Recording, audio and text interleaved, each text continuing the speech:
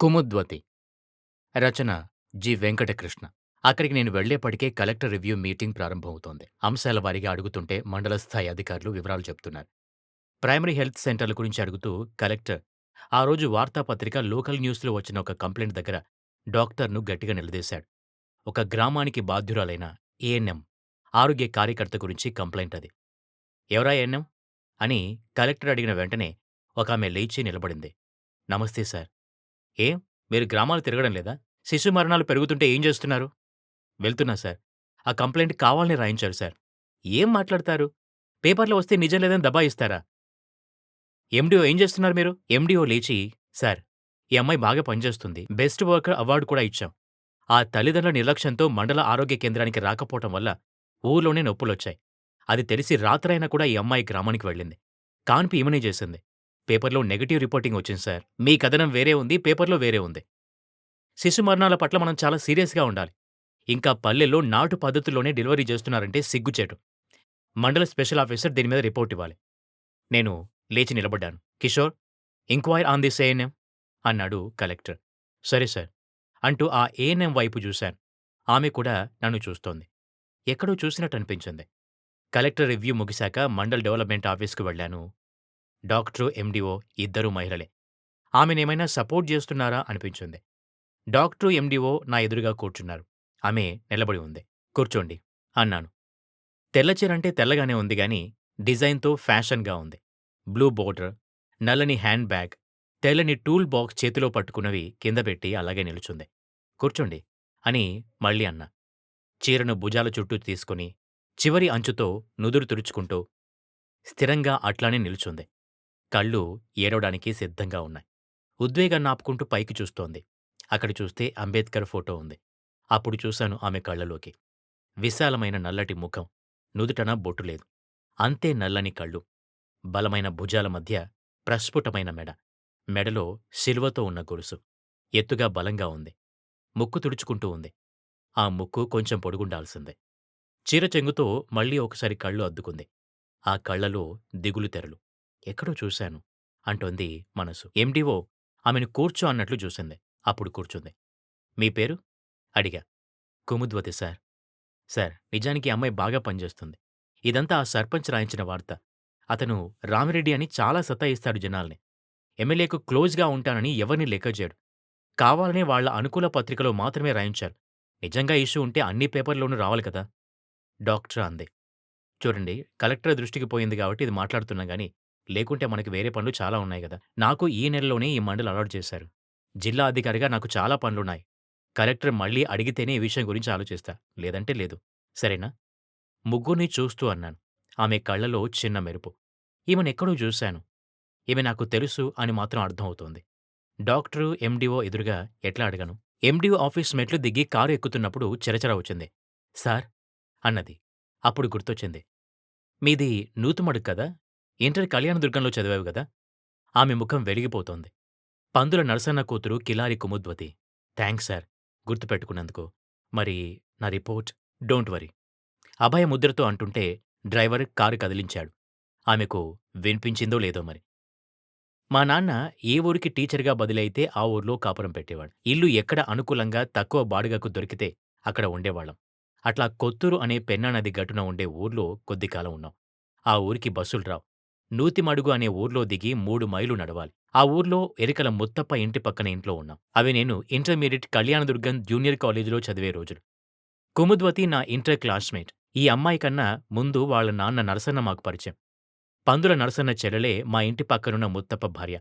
చెల్లెల్ని చూడ్డానికి, ఆ వంకతో బావతో కలిసి సారాయి తాగడానికి మా ఊరికొచ్చేవాడు. బావ, బావమరుదులు నిషా ఎక్కి అర్ధరాత్రి యుద్ధాలకు దిగేవాళ్ళు.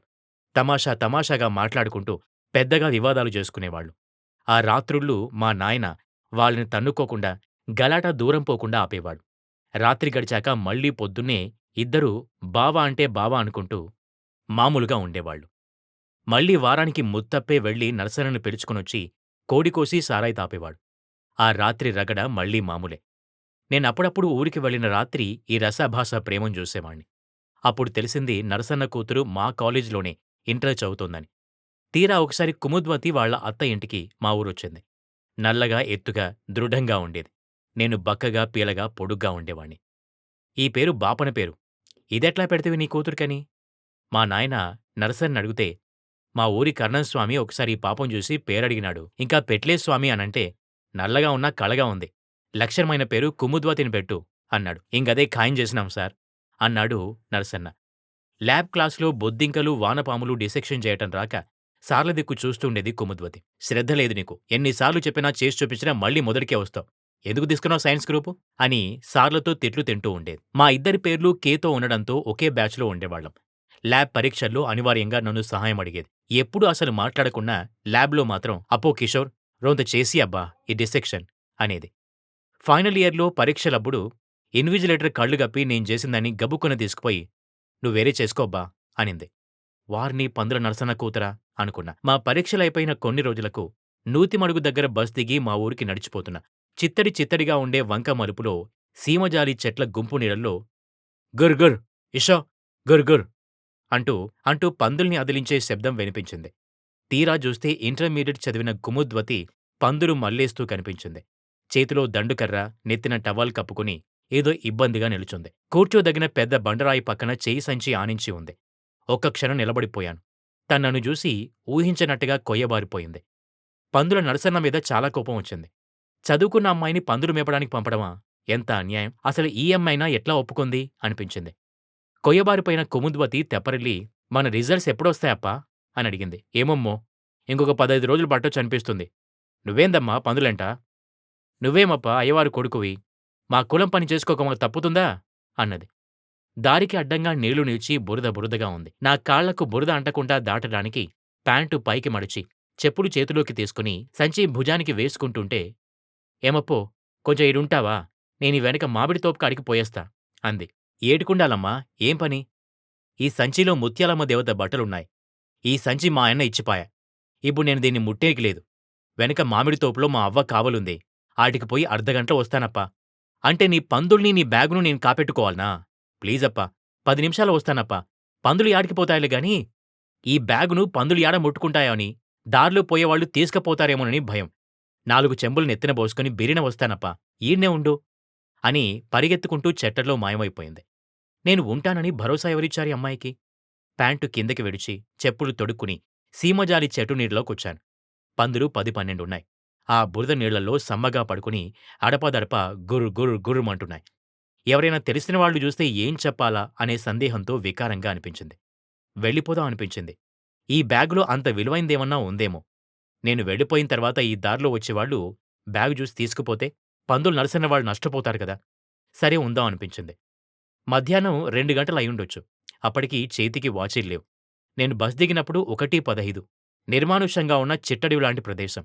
గీ అంటున్న చెట్ల గాలి. చెట్ల గుంపులో మలుపు తిరిగిన దారి కాబట్టి ఒక రకమైన ఏకాంతం. ఈమె ఇక్కడ ఎలా నిలుచుని ఉందో కదా అనిపించింది. ఇది ధైర్యమా? లేక విధిలేక ఉండటమా? ఏమైనా జరిగితే ఎవరు దిక్కు? భయం భయంగా పరిపరి విధాలా ఆలోచించాను. బ్యాగు లోపల ఏముందో చూద్దామనుకుని అది తప్పని ఆపుకున్నా. గంటసేపు నిలవ ధ్యానం చేశాక గబగబా వచ్చింది. మనిషి తేటగా ఉంది. స్నానం చేసి వచ్చినట్టుంది. ఎందుకంటే ఇప్పుడు చీరలో ఉంది. చీరలో చాలా పెద్దగా అనిపించింది. నా ముందు నుంచి లంగా ఓణిలో పరిగెత్తిపోయింది ఈ అమ్మాయేనా అనిపించింది. థాంక్సప్పా అంది.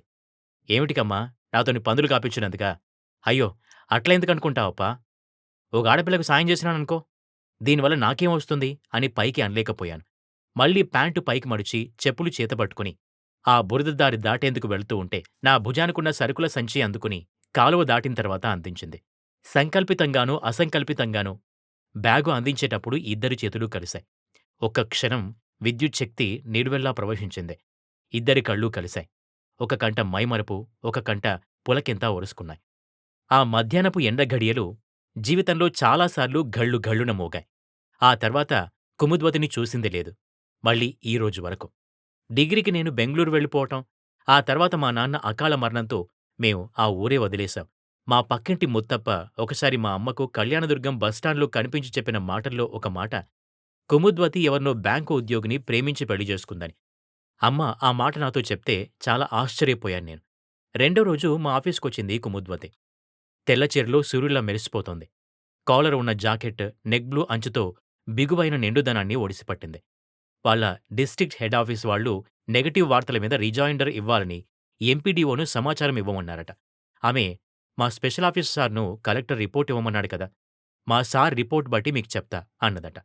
మామూలుగా అయితే ఇదో చెత్త వార్త. వీటినెవరు పట్టించుకుంటారు?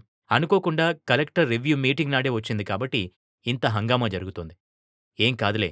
నేను మీ ఆఫీసర్‌తో మాట్లాడతా గానీ మీ నాన్న ఉన్నారా?" అనడిగా. "లేదు సార్. మా నాయన చనిపోయాడు. ముత్తప్ప మామ గూడా చనిపోయాడు. మా అత్త ఉంది. మా మామ రెండో కొడుకు ఆ ఊర్లోనే పోస్ట్ మాస్టర్. ఆ ఊరును మీరు మర్చిపోయినారు గదా సార్! 20 ఏండ్లు అయిపోయింది కదండీ! ఆ ఊర్లో మాకేమి ఆస్తులు, పాస్తులు లేవు, బంధువులు లేవు. వాళ్ళు మమ్మల్ని మర్చిపోయి ఉంటారు. జీవితం వెంటాడుతుంటే పరిగెత్తడమే సరిపోయిందండి.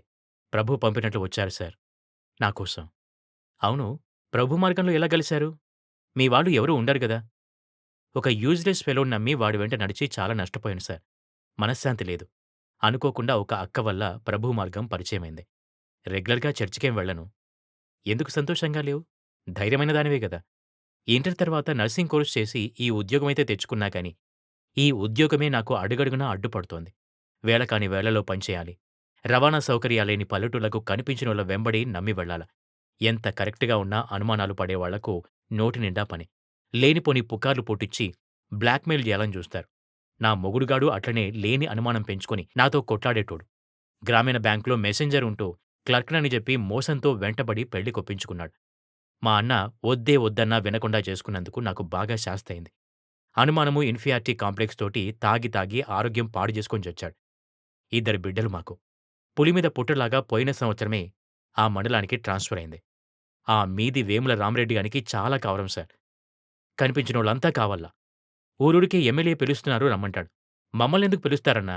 ఏమన్నా ఉంటే మా డాక్టర్‌తో మాట్లాడండి అంటే వినడు. వానితోనే వచ్చిందిదంతా. ఏం చేద్దాం మరి? మీరు అడుగు బయట పెడితే 10లో 6గురు ఇలాంటి వాళ్ళే. ఇద్దరు బిడ్డల తల్లివి. ఏదో ఉపాయం ఆలోచించాలి మరి. ఈసారి మా మండలానికొచ్చినప్పుడు మా ఇంటికి మీరు రావాలి. అదేమంత పెద్ద పని గాదు. అసలు వాడిని పోలీస్ స్టేషన్‌కి పిలిపించి వార్నింగ్ ఇప్పిద్దామంటావా? అట్లా ఎప్పుడూ చేసుండేదాన్ని. అట్లా చేస్తే వాడి పేరు నా పేరుతో కలిసి నానుతుంది.